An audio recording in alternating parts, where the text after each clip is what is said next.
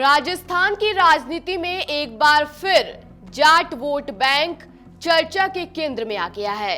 Bharatiya Janata party और राष्ट्रीय लोकतांत्रिक पार्टी यानी आरएलपी प्रमुख हनुमान बेनीवाल के बीच जारी बयानबाजी ने प्रदेश के राजनीतिक समीकरणों को लेकर नई चर्चाओं को जन्म दे दिया है। राजनीतिक जानकारों का मानना है कि इस पूरे घटनाक्रम का सबसे बड़ा असर कांग्रेस के पारंपरिक जाट वोट बैंक पर पड़ सकता है। नमस्कार, आप देख रहे हैं अमर उजाला राजस्थान और मैं हूं सोनम मिश्रा। दरअसल राजस्थान में जाट समुदाय को लंबे समय से एक प्रभावशाली राजनीतिक वर्ग माना जाता रहा है।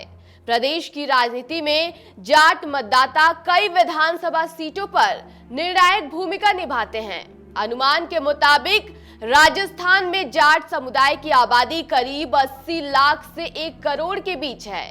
शेखावाटी, बीकानेर, गंगानगर, हनुमानगढ़, बाड़मेर, जैसलमेर और भरतपुर के कुछ इलाकों में जाट समाज का खास राजनीतिक प्रभाव माना जाता है। ऐसे में राजनीतिक विश्लेषकों के अनुसार करीब 50 से 60 विधानसभा सीटों पर जाट वोट बैंक चुनावी समीकरणों को प्रभावित करने की क्षमता रखता है। यही वजह है कि प्रदेश की प्रमुख राजनीतिक पार्टियां जाट समाज को अपने साथ जोड़ने की कोशिश करती हैं। अगर राजस्थान के राजनीतिक इतिहास पर नजर डालें तो लंबे समय तक जाट मतदाताओं के एक बड़े वर्ग का झुकाव कांग्रेस की तरफ माना जाता है। ऐसे में चुनाव में जाट वोट बैंक ने सत्ता परिवर्तन में अहम भूमिका निभाई है।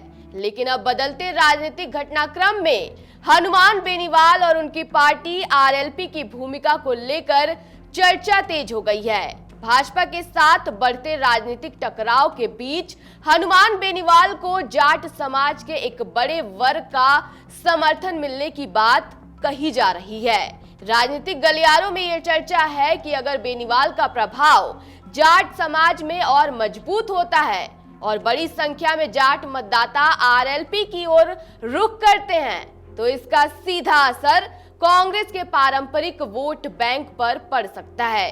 ऐसी स्थिति में भाजपा को राजनीतिक फायदा मिलने की संभावना जताई जा रही है, क्योंकि कांग्रेस से अलग होने वाला जाट वोट किसी तीसरे विकल्प की ओर जाता है तो चुनावी समीकरण बदल सकते हैं। हालांकि चुनाव तक मतदाताओं का रुख क्या रहेगा ये आने वाले समय में ही तय होगा। इस पूरे घटनाक्रम में कांग्रेस की भूमिका भी सवालों के घेरे में है। राजनीतिक चर्चा इस बात को लेकर है कि कांग्रेस ने हनुमान बेनीवाल के मुद्दे पर अभी तक कोई स्पष्ट रुख क्यों नहीं अपनाया। पार्टी ने न तो खुलकर बेनीवाल का समर्थन किया और न ही उनके खिलाफ कोई बयानबाजी दी। कांग्रेस की इस चुप्पी को लेकर जाट समाज के भीतर भी अलग अलग प्रतिक्रियाएं सामने आ रही हैं। कुछ राजनीतिक जानकारों का मानना है कि कांग्रेस इस पूरे मामले को लेकर राजनीतिक तरीके से आगे बढ़ा रही है और जल्दबाजी में कोई बयान नहीं देना चाहती। वहीं प्रदेश कांग्रेस अध्यक्ष गोविंद सिंह डोटासरा का डॉक्टर करोड़ी लाल मीणा और हनुमान बेनीवाल के विवाद को लेकर दिया गया बयान भी राजनीतिक नजरिए से महत्वपूर्ण माना जा रहा है। विश्लेषकों का कहना है कि ये बयान जाट समाज के बीच सकारात्मक संदेश देने की कोशिश हो सकता है। दूसरी ओर हनुमान बेनीवाल पहले भी कांग्रेस के साथ संभावित गठबंधन को लेकर अपनी बात रख चुके हैं।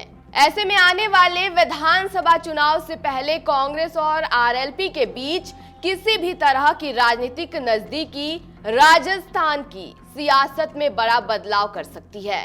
फिलहाल राजस्थान की राजनीति में जाट वोट बैंक एक बार फिर सबसे बड़े मुद्दों में शामिल हो गया है। भाजपा, कांग्रेस और आरएलपी के बीच चल रही राजनीतिक गतिविधियों के बीच अब सबकी नजर इस बात पर होगी कि जाट समाज आने वाले समय में किस दिशा में जाता है, क्योंकि राजस्थान की सत्ता की राह में जाट वोट बैंक की भूमिका हमेशा से अहम रही है। आने वाले चुनाव में यही समुदाय कई सीटों पर जीत और हार का फैसला करने वाला बड़ा फैक्टर साबित हो सकता है। आपके राज्य की खबरें, आपके शहर की खबरें सबसे पहले जानने के लिए देखते रहें अमर उजाला। चैनल को सब्सक्राइब जरूर कर लें और पाएं हर अपडेट।